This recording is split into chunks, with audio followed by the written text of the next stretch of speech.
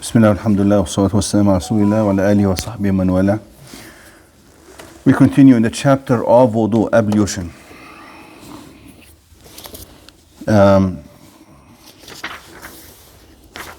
Somebody had asked before about tattoo.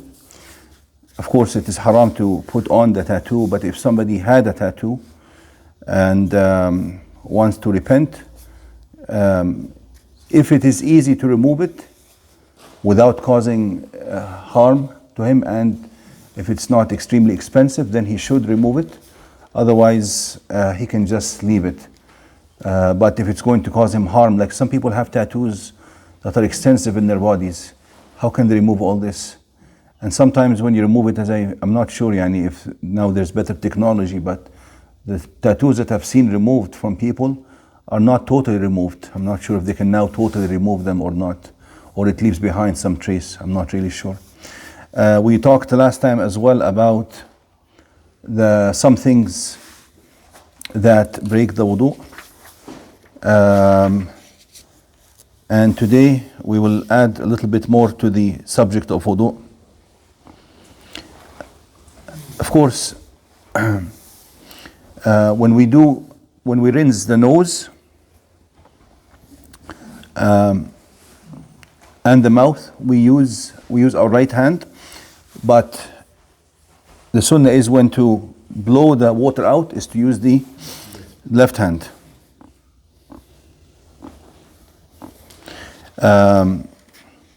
Also, this might be difficult, but if somebody is used to it, he'll find it easy to actually put the water in the mouth and then the nose with one hand. I'm not sure if is anybody used to doing it this way? To take one handful of water and go like this and into the nose and then blow it out. Has anybody? I tried that, but I can't. It's very difficult. Yeah. If you're going to choke, don't do it. but this is, the hadith says, Abdullah ibn Zayd, أنه أفرغ من الإناء على يديه فغسلهما ثم غسل أو مضمض واستنشق من كفة واحدة. ثم غسل أو مضمض واستنشق من كفة واحدة. He did it with one handful of water. So if somebody is used to it, it's easy. But otherwise, if you're all your life you're doing it separately, continue doing it separately. You have to rinse the mouth. You need finger to rinse the mouth. No, you don't have to use your finger. To use the finger, this is like brushing the teeth. It is still sunnah, because the sunnah it is to brush the teeth. You can just put water. Yes, you can put water and rinse the mouth without having to stick your finger in. Sticking the finger in is an added cleansing action, which is just like brushing. So if somebody has a miswak, they can actually do that and brush at the same time while doing the wudu. But if not, they can use their finger, but they don't have to. It would be a sunnah. Okay. Also, وبالغ في الاستنشاق إلا أن تكون صائما. You have to make sure the water reaches as deep as you can, of course, into the nose as high as you can, and also the water that you put in your mouth, try to make sure you rinse the mouth fully, because we consider the mouth as part of the face. The stronger opinion is that it is obligatory to rinse the mouth because it is part of the face. And the obligatory acts of wudu are mentioned in the ayah. فَغْسِلُوا وُجُوهَكُمْ. So that's an essential part of the wudu, according to the stronger opinion on this matter. This act of sniffing water inside. Yeah. Sometimes the water gets right. To the brain? Yes. No.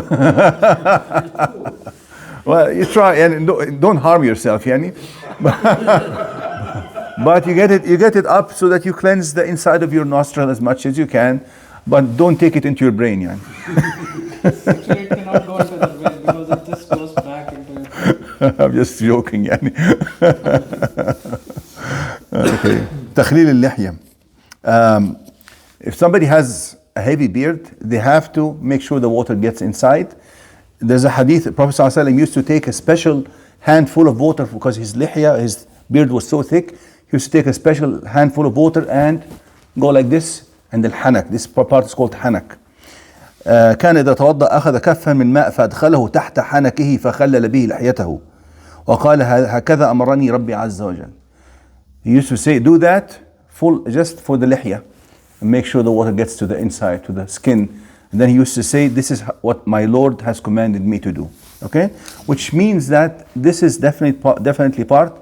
And yani, as we mentioned, if the beard is heavy, then you have to do this. Becomes an obligation. If it's light, then the water will reach anyhow. What about if I did same time when I wash my face and I do this? You just go like this and do this. You might not get enough water all the way to the beard. If you're sure, then you're sure. If you're sure, that's fine. When you wipe the head, you have to get the whole head from beginning to the back and then to the front again. This is how it is described. وَامْسَحُوا بِرُؤُوسِكُمْ. The ba indicates this بِرُؤُوسِكُمْ. امسحوا, if it was just رؤوسكم without the ba, you could have maybe gone like this and it would have been enough. But بِرُؤُوسِكُمْ indicates that the whole head has to be included. Like this, all the way to where the head attaches to the neck, and you go back again. There is a hadith that a man asked Abdullah ibn Zayd, one of the Sahaba, and he narrated some of the hadith of wudu, if he can show him how to make wudu. So he showed him, and then when he came to the head, ثم مسح رأسه بيديه فأقبل بهما وأدبر. بدأ بمقدم رأسه حتى ذهب بهما إلى قفاه ثم ردهما إلى المكان الذي بدأ منه ثم غسل رجليه. He showed him when he came to the head, he went all the way back and then all the way to the beginning of the neck and then forward again, and then he washed his legs.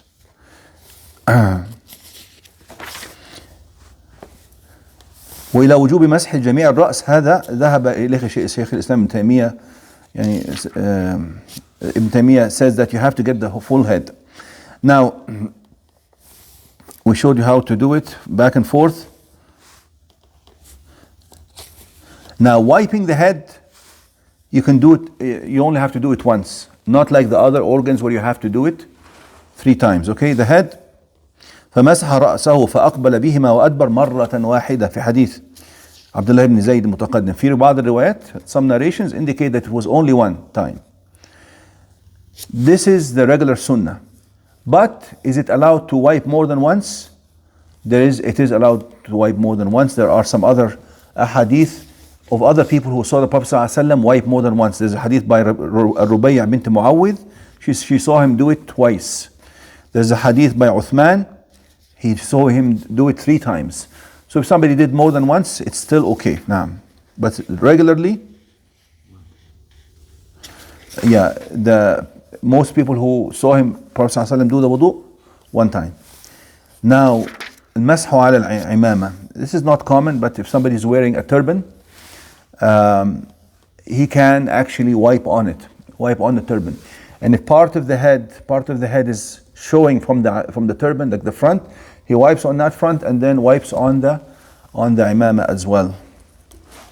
And especially if it's cold, and if some people, there's a hadith on this matter, بعث رسول الله صلى الله عليه وسلم سرية فأصابهم البرد فلما قدم رسول الله صلى الله عليه وسلم أمره أن يمسحوا على العصائب والتساخين.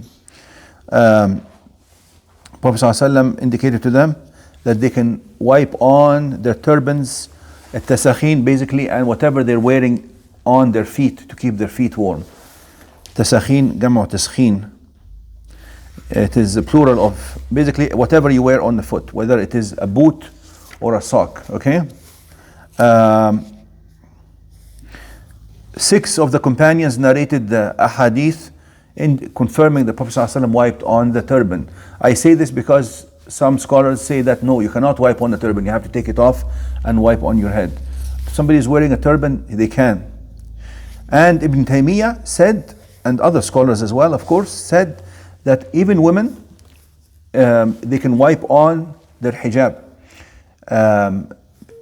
especially if it is difficult to take it off, such as if they are, for instance, in public and making wudu, right?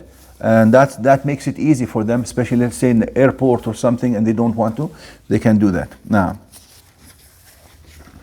and again, some scholars said no, they can't, but the ahadith are very clear on this matter.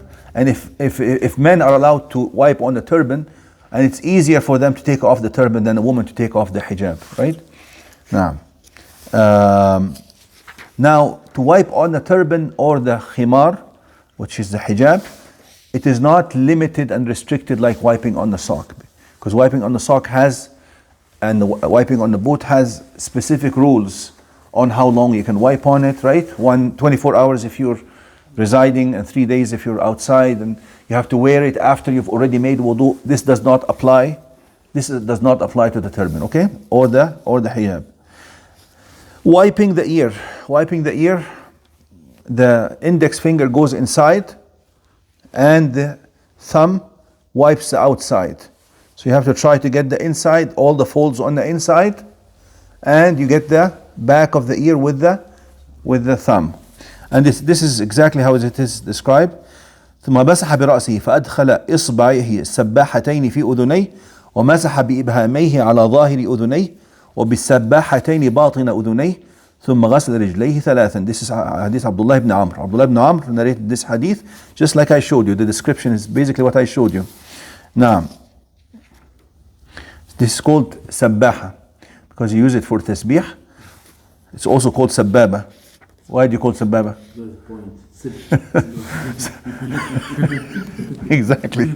This is the finger for tasbih and the finger for cursing as well. This is sababa, means when somebody curses, this is what they use. So in the hadith they said sabbahatain. So we'll follow this wording. Now, okay. Somebody asked before: do we take separate water for the ear, or do it with the same water from the head? Like you've wet your hand to wipe the head. Can you use the same water to do the ear, or do you have to take water? Do you have to wet your hand again? This and this have been narrated, this way or this way. Okay, whatever you are used to is fine. Al-udhunan min al-ra's. The hadith says the ears are part of the head. So if you did it at once, then you have followed this hadith. And there's another hadith that indicates that he did it with the same water. أنه مسح برأسه من فضل ماء كان في يده, with the remaining water in his hand without having to take another dip in the water or another rinse in the water.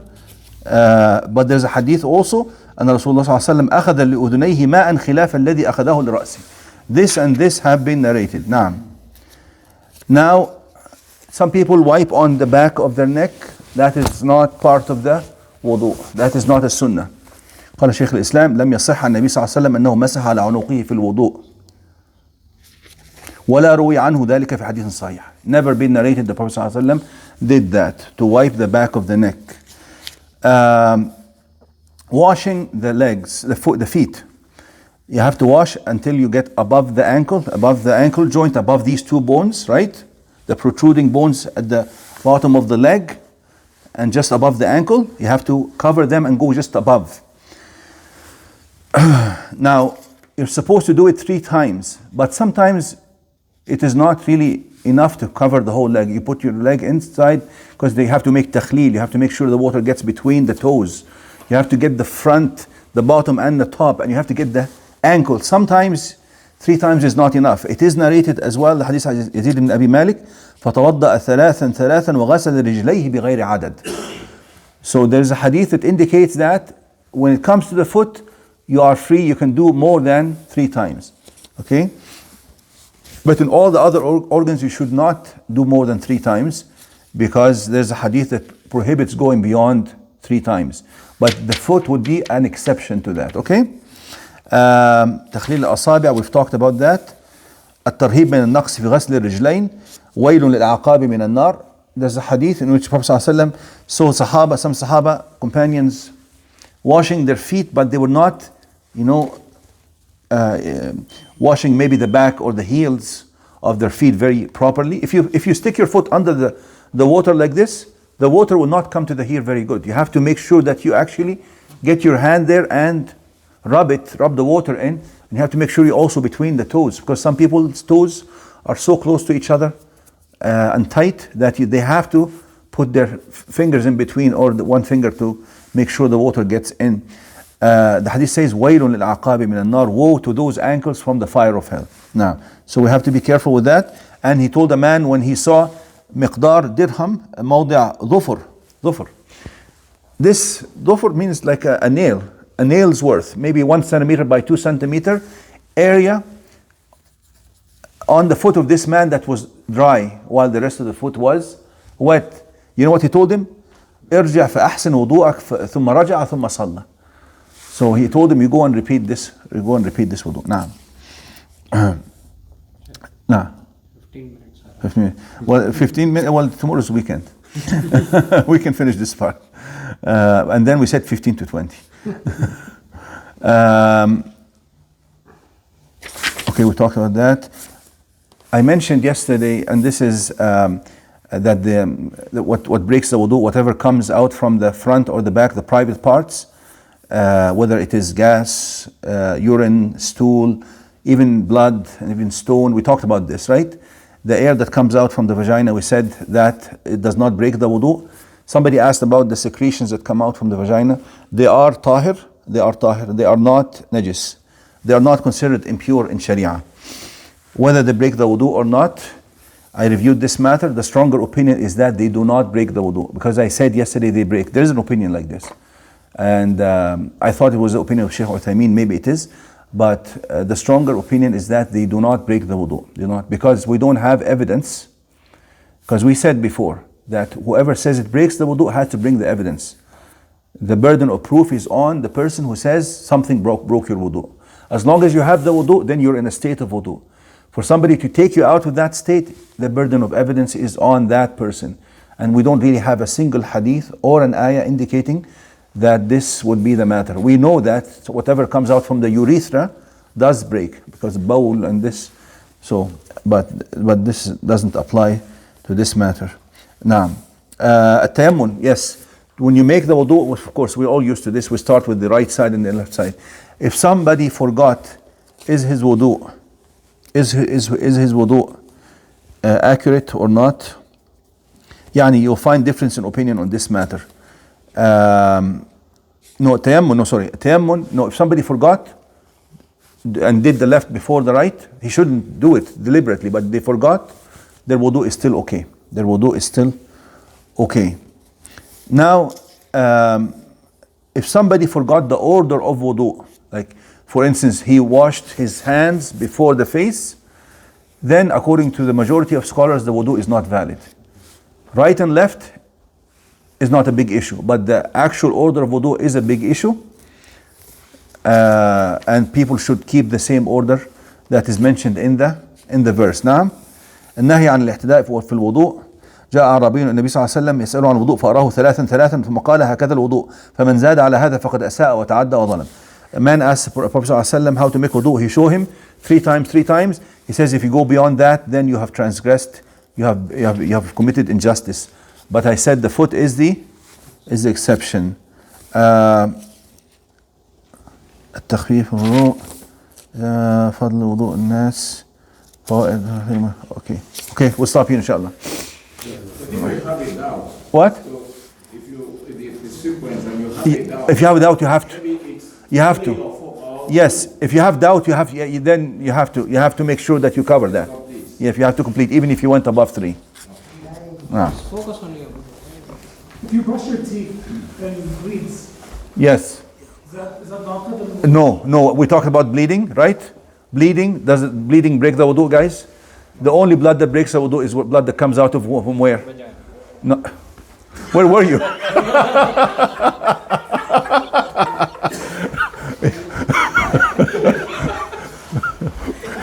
Private parts. Yes, in general. I don't know what he's thinking about, this guy.